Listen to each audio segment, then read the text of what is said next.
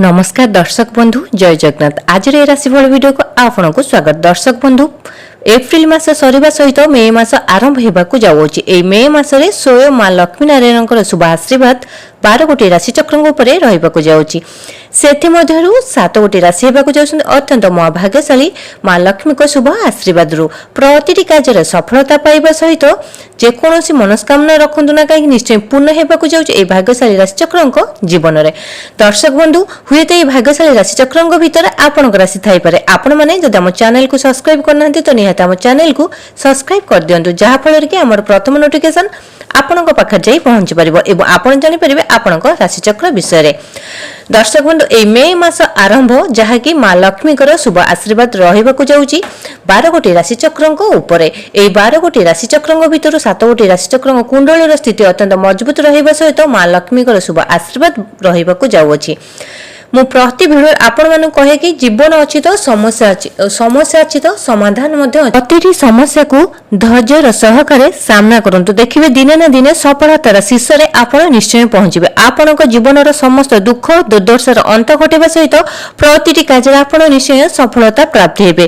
दर्शक बंधु एई मे मास आरंभ अत्यंत स्वयं मां लक्ष्मीकर शुभ आशीर्वाद ता सहित लक्ष्मी नारायणकर शुभ आशीर्वाद बनिबाकु जाउछि ग्रह नक्षत्र रे एवं ग्रह शुभ चलन सहित राशि बड़ परिवर्तन यार स्वतंत्र प्रभाव एही 7 गोटी राशि चक्रंक उपरे पड़िबाकु जाउछि। एबे आसन जानिबे एही 7 गोटी भाग्यशाली राशि चक्रंक विषय रे। प्रथम भाग्यशाली राशि होउछन्ती मेष राशि। मेष राशि व्यक्तिंकर अत्यंत शुभ समय चलिबाकु जाउछि मे मास आरंभरु जहा कि स्वयं मां लक्ष्मी प्रभु नारायणकर शुभ आशीर्वाद आपनक कुंडलीर पड़थिबारु कुंडलीर स्थिति अत्यंत मजबूत रहिबाकु जाउछि।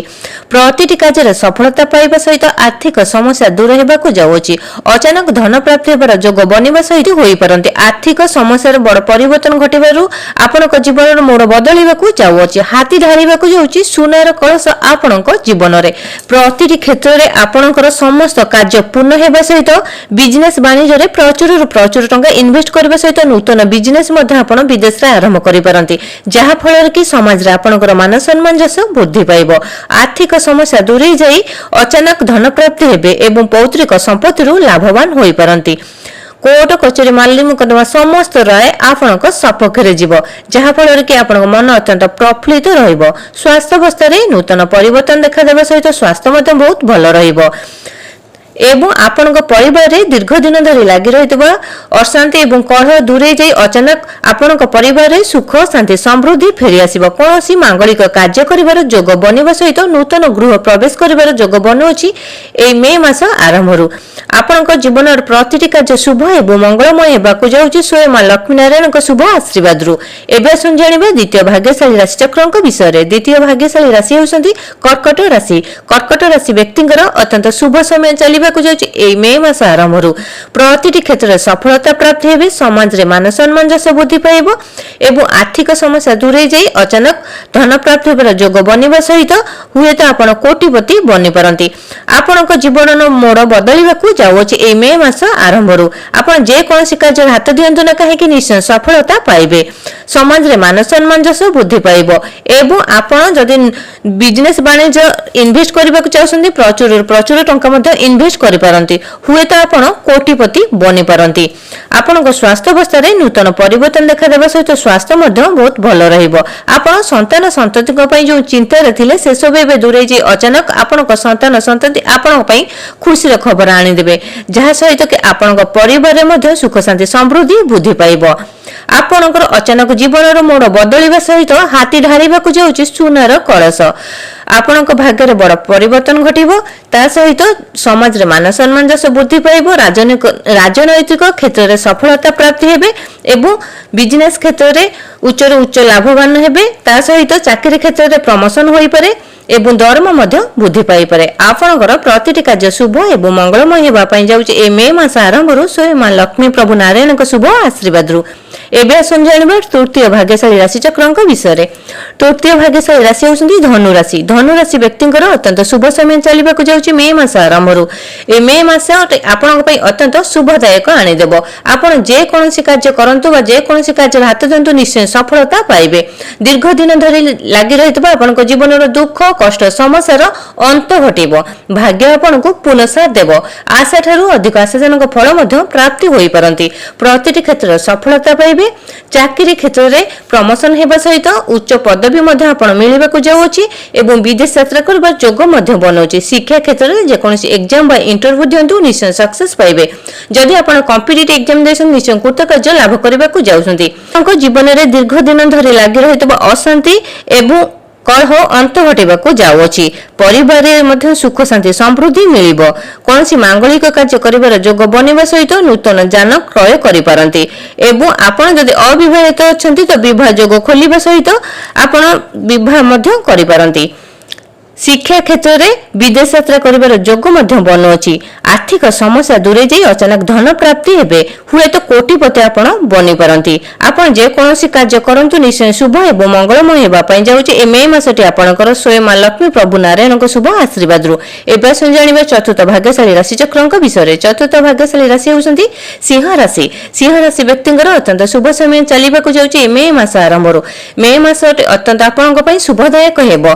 प्रतिटी क्षेत्र सफलता प्राप्ति हेबो। समाज रे मान सम्मान जस बुद्धि पाइबो। दीर्घ दिन धरि लागि रहितबा दुख कष्ट समस्यार अंत घटिबाकु जाउछि। भाग्य आपनकु पुनः देबो। माटी छुइले होई जीव सुना। आपनक जीवन रे जे कोनोसी समस्या लागि रहितले से सब अंत हेबा सहित समस्त मनस्कामना मध्ये पूर्ण हेबाकु जाउछि। दाम्पत्य जीवन अत्यंत सुख शांति समृद्धि रे भरि जीव। परिवार रे कोनोसी मांगलिक कार्य करिबार योग मध्ये बनिबा सहित कोनोसी धार्मिक स्थान को बुलिबाकु जाई पारंती।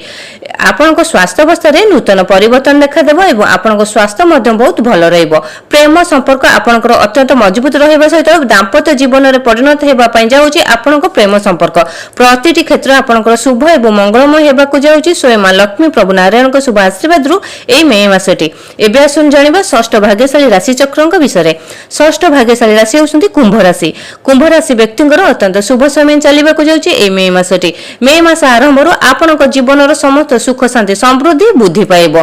अचानक आपनक जीवनर मोड़ बदलिबाकु जाउछि। इतिहास रचिबा आपनक जीवन। प्रतिटी क्षेत्र रे आपण सफलता प्राप्ति हेबे। परिवार रे सुख शांति समृद्धि मिलिबो एवं दाम्पत्य जीवन मध्ये सुखमय हेबो। स्वास्थ्य अवस्था रे नूतन परिवर्तन देखा देबो। आपण स्वास्थ्य मध्ये बहुत भलो रहइबो। शिक्षा क्षेत्र रे आपण जे कोनोसी एग्जाम बा इंटरव्यू दियंतु निश्चय सक्सेस पाइबे। चाकरी क्षेत्र रे आपनकर प्रमोशन हेबा सहित आपनक कार्यकलाप को देखि ऊपर अधिकारी माने मध्ये प्रशंसा करि पारंती।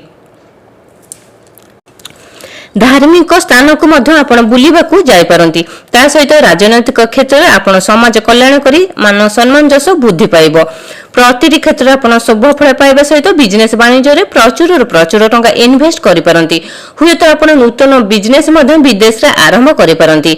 जहा फल रे कि आपण अन्य को सहयोग सहानुभूति मध्य देई परंती। प्रतिटी क्षेत्र आपनकर शुभ एवं मंगलमय हेबा पई जाउछि। एई मे मासटी स्वयं मां लक्ष्मी प्रभु नारायणक शुभ आशीर्वाद रु। एबे आसुन जानिबा शेष बा सप्तम भाग्यशाली राशि चक्रक विषय। शेष भाग्यशाली राशि होउछन्ती मीन राशि। मीन राशि व्यक्तिंकर अत्यंत शुभ समय चलिबाकु जाउछि। एई मे मासटी। मे मास आरंभरु आपनक जीवनर मोड़ बदलिबा सहित भाग्य आपनकु पुनः देबो। आशा ठारू अधिक आशाजनक फल मध्ये आपण पाइबाकु जाउछन्ती। प्रतिटी क्षेत्र रे सफलता पाइबे। चाकरी क्षेत्र रे आपण प्रमोशन होई पारे एवं दरवा मध्ये वृद्धि पाइ पारे। शिक्षा क्षेत्र रे आपण विदेश यात्रा करि पारंती। राजनैतिक क्षेत्र रे समाज कल्याण करी प्रशंसार पात्र मध्ये होई पारंती। दाम्पत्य जीवन आपनकर सुखमय हेबा सहित दीर्घ दिनर मनस्कामना मध्ये आपनकर पूर्ण हेबो।